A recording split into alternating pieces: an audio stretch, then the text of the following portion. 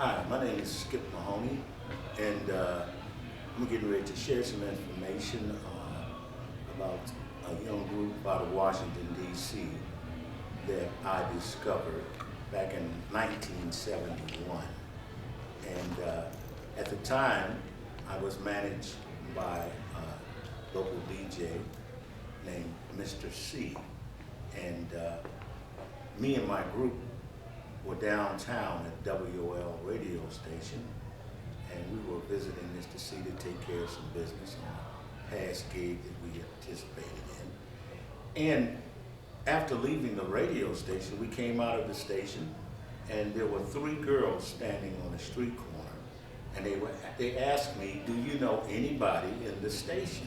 I said, what do you mean? "Do you know anyone? We're trying to be discovered. We're a singing group." I said, "No kidding." They said, "Yeah." So I said, "Well, let me hear you sing something."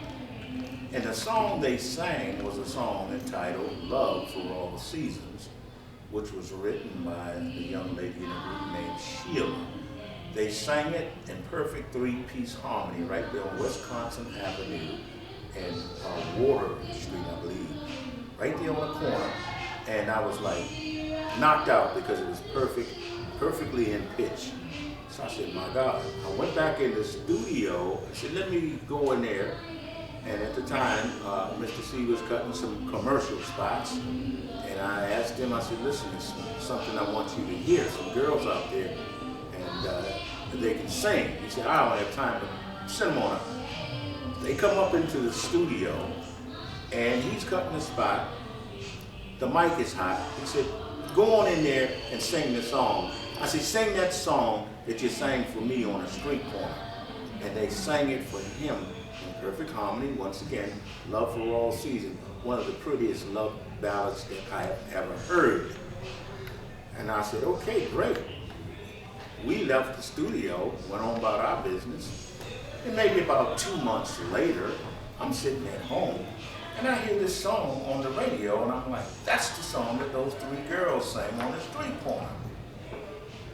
But I didn't know what the Fuzz, what is that? That was the name of the group, which was given to them by Mr. C. The record went to #1.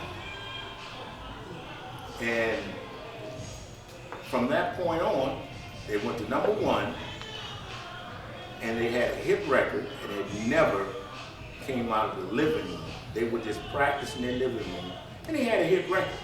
They were scared.